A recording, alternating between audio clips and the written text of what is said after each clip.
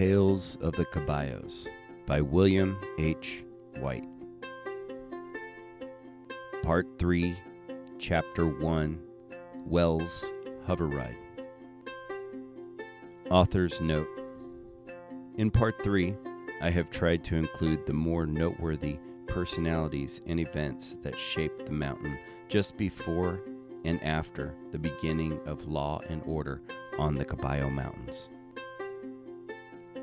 No longer was one required to keep a hand on their pistol when being approached by a stranger. It is still a good idea to be armed when on the mountain, but it is not essential to do so. The treasure hunters who wander there still have disagreements from time to time, but these disagreements rarely end in bloodshed. The Caballo Mountains are still a dangerous place to be, but the dangers now are falling and breaking something, being snake bit, not enough water, heat stroke, etc., etc., like most deserts in the Southwest. Please like the video and subscribe to the channel to help us grow. Thank you. Part 3, Chapter 1, Wells Hoveride. Wells Hoveride was a major presence on the Caballo Mountains from the mid-1960s until the late 1970s. He was struck down by a debilitating disease that robbed him of his vitality and forced him to end his treasure hunting activities. Although Wells never succeeded in finding treasure, he played a major role in the history of the mountain during this time period. Wells Hoveride was the first to locate Willie Doughit and actually bring him back to the Caballo Mountains. Nothing came of the visit by Willie, but it was a valiant try by Wells to gain information from a person known to have entered the mountain. It was an end run that never succeeded. Sometimes people are better known by their misdeeds rather than their accomplishments, and it wouldn't be fair to Wells Hoveride not to mention the name of Rex West in this regard. During Wells' tenure on the mountain, he befriended Rex West and worked with him extensively until Wells discovered that Rex was stealing information and maps that Wells had accumulated over the years. To combat this activity, Wells Hoveride began manufacturing maps on his own for Rex to steal, which he did on at least 6 occasions. Rex has these maps to this day and swears by their accuracy. Stealing maps is bad, but certainly not enough to be branded in history as a common thief.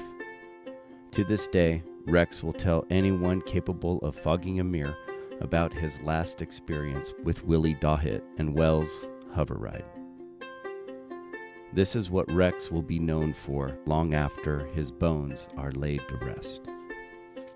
On the night before Willie Doughit had agreed to show Wells Hoveride the location of the way into the mountains, Rex West went into Willie's hotel room and delivered the following message. "If any bodies are found where you will be taking us tomorrow, I will see it that charges are filed against you for murder. I will not be party to any of your past wrongdoings." Now, wasn't that brilliant? The one man alive who knew how to enter the mountain, and Rex West had just threatened him. Why didn't he wait until he was shown the entrance? Then, if Rex really felt this way, he could act at this time. When Rex finishes telling this story, he typically turns to the listener with rapt doe eyes reeking with self-righteousness and says, "I wouldn't want to be party to murder. Wouldn't you do the same?"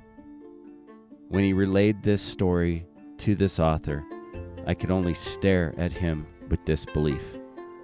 The next morning, Willie Doughit was on his way back to California. This has to take the all-time prize for dumb. What was Rex thinking? I think if I could choose between the two, I would rather be known as a common thief. When Wells Hoveride walked the canyons and the ridges of the Caballo Mountains, his presence was felt by everyone around him.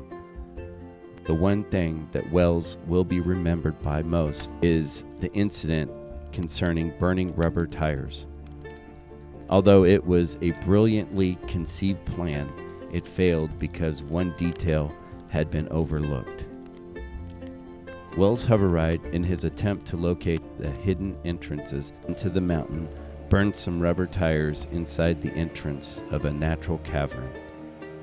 The entrance was sealed, and a large air compressor was used to move the smoke into what tunnels might exist there.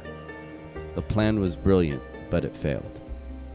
Wells sent his hired help around the area to find places where the smoke was coming out of the ground, and many locations were identified.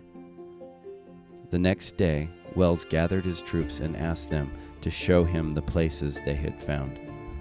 Bad news. Nobody had taken the time to mark the exact locations, and it soon became apparent that this little oversight caused the project to fail. No one could remember exactly where the smoke had emerged from the ground. This was done in Burbank Canyon at a place known as Granite Peak. At this writing, Wells Hoveride is still alive and lucid. He resides in St. Paul, Minnesota, and still enjoys a good story about the Caballo Mountains.